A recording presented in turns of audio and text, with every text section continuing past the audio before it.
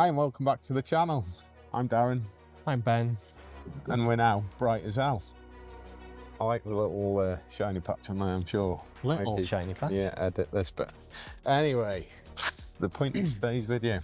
Good job I'm tall enough for nobody to see that. Hide your ball patch. Yeah, exactly. Next time we do a video sat down, it'll be a problem for me. So, the point of today's video, Ben, is... frequently asked questions. So, what should we start off with? Probably the most frequently asked questions. Where do they ask it then? Everywhere, as Like- proven by previous videos. How much is a block mod? I think we got quite a lot of stick from not just YouTube, but TikTok as well over not giving a price out. Yeah. So do you want to tell them how much it is?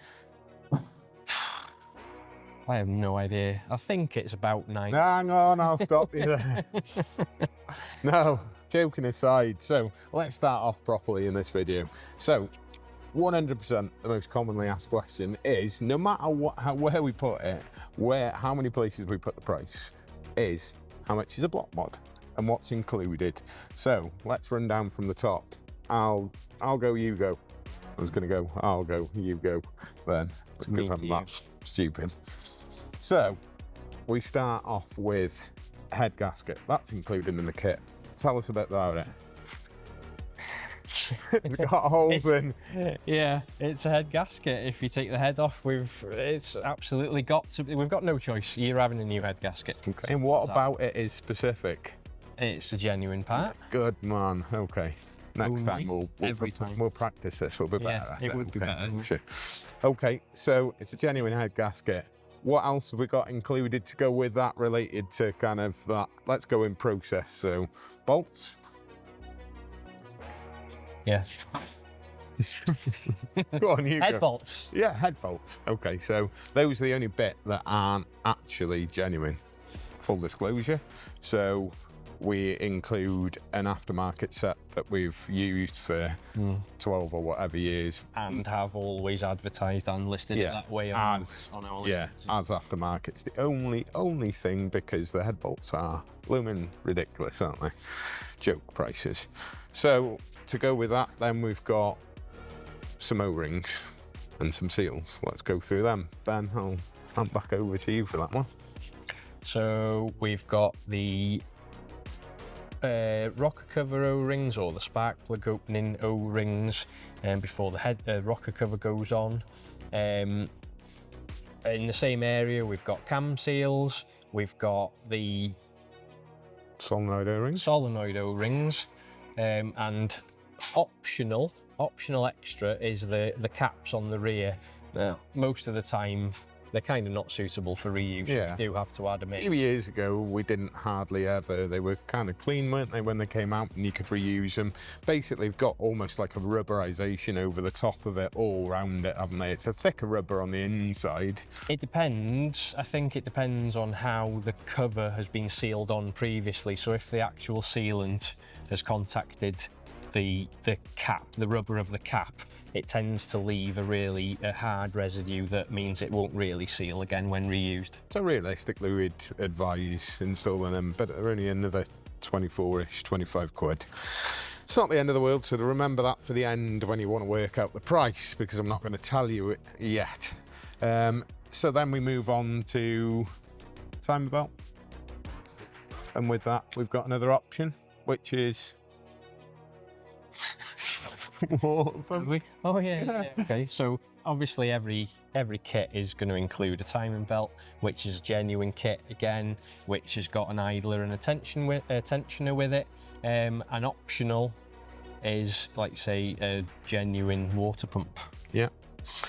So just to complete that then, apart from the main bit that we've forgotten, which is the point of a block mod, the actual shims that are installed between the cylinder liners, we finish off then with a pair of auxiliary belts, which are again genuine parts, not optional. Not optional whatsoever, because if you're going to do a timing belt, if you're going to do all that work and replace in most instances a water pump, remember this number, it's an extra 99 quid. If you're going to do that, then why would you put auxiliary belts back that could fail? For information, see one of our TikToks or previous YouTube videos where an auxiliary belt shredded itself. Yeah, and that's pretty much the complete job. Apart from the exhaust manifold gasket and the intake manifold gasket that we forgot to mention. Yeah, okay, so gaskets again, exhaust and intake manifold gasket. They're both genuine as well and compulsory, no optional. No optional bits. The only optional bits are water pump and the cam caps. They're sort of only semi-optional. If they are deteriorating and need replacing, then we will advise and insist that they are replaced. But they're a minimal cost, So, price, Ben? $949 or $1048 with a water pump. Yeah, so add another 24-ish pounds if you have to put the caps in. And that's that, done and dusted. Unless, obviously, worst case scenario, you actually had a failed head gasket where you may require the head to be resurfaced. Or if it's superheated, then you may require a refreshed cylinder head, which is what we're calling it. So a refreshed cylinder head is 235,880 on exchange. Yeah, and what gets done to that, Ben? So it is completely stripped down of all the valves, springs, everything else. It's cleaned inside and out. Valve stem oil seals, the valves are gently lapped back in, valve clearances would be checked, and it'll all be reassembled. And vac tested, And vac tested. Yeah, vac tested. See, we're reminding each other we're good at this. We'll be more prepared next time. We'll write a script, see how that goes for us. Yeah. Okay. We'll have a go. Can you write? No. Okay. Can chew crayons, though. We're the best of them. We've shared a few crayons a few times. Yeah, probably. Yeah. That's for another video. We'll move on to probably the second most popular question, which is RS clutch kits. Do we supply RS clutch kits? Yes, we do. However, we don't supply anymore the original Ford kit, and it's for a very good reason. We supply the LUK kit, which is exactly the same item you get from Ford, apart from it hasn't got a Ford branded box and a Ford stamp on the actual product itself. And why do we do that, Ben? Because this is loads cheaper. How much do we do them for online, Ben? The kit is 540, I believe. At the flywheel bolts. Another 24 quid for the flywheel bolts. We have got options on the web store to add the drive shaft output seals and to add Miller's oil if you're ordering online. Okay. And why have I lost my train of thought? Why do we fit RS clutch kits to STs? Yeah, that's a good question. Okay. Cut the middle bit out, Mikey, and pretend like that was intended. Except make me say that. Why do we fit RS clutches to STs, Ben? Well, a couple of reasons. Go on. Surprise the viewers. Surprise the viewer. Well, I'm not going to surprise them yet. The first, most obvious reason is that most of the STs are running around about the same kind of power as a standard RS, so it just makes sense. 100%. While you're there, it just makes sense. The other reason is actually in the aftermarket, the RS clutch kit is cheaper.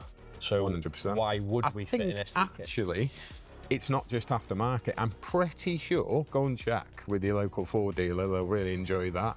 Price up a genuine Ford RS clutch kit, full kit, including release bearing, the whole works, and price up one for a Focus ST Mark II. And I'm pretty sure that you'll probably find that the ST, if it's the same as it was before, the ST one's more expensive than the RS one. It's about the only thing that Ford sell that's marked up RS that's cheaper for the RS than it is for the ST. Anyway, so included in this kit is the release bearing, the clutch basket itself, the friction plate itself, the flywheel, and obviously we recommend the flywheel bolts, and that's the whole kit and caboodle. Now fitted. So what do we do that maybe is different from some of the other installers? I have no idea. Answer the phone while we're doing a YouTube video. That's what we do. Silence. Okay, so what is different about how we specifically install the LUK self-adjusting RS clutch kit? Okay, so we use the genuine manufacturer's self-adjusting clutch. That's an LUK one. LUK. Is that quite expensive? It's very expensive. What were you going to say before I interrupted you? Well, we use it. Yeah, okay. And why do we do that, Ben? So that... Because it's self-adjusting. Because it's self-adjusting, so that we don't twist the cover. Because it's self-adjusting, obviously, it needs to be installed perfectly evenly. So rather than putting bolts in, okay, you can go equal and opposite, but it's not, you know, it's not truly aligned. So basically, it squares it up and provides pressure. So you basically clamp the basket, the cover, to the whole thing. But it does it centrally. It does it centrally through the fingers, rather than us clamping from the outside. We basically preload. We preload. Yeah, we take the tension off the clutch essentially, which allows us to install the bolts without actually having to pull the cover off. Would installing this without that kit cause a problem? It can, but it could be done without. Yes. Okay, so we just wanted to cover that off before someone jumps on us and says, well, I've seen many a person install this without blah, blah, blah. That's not the point. We just want to make sure it's done right and done properly. And also, it's 1,200 odd quid's worth of tool that we've bought, so why wouldn't we use it? And it just means that everything's right and it wears evenly and consistently across the face, and hopefully... Well, also in terms of warranty as well, really, because if we ever do get a part failure, the first thing the manufacturer is going to ask is, did you use the tool? And we can go, yes, we did. We also, just interestingly, something to bring up is the Global Workshop software system. So when you come into the workshop, when you first arrive, we'll set up a Global Workshop. That remains with you for the lifetime of you coming to us and your vehicle coming to us.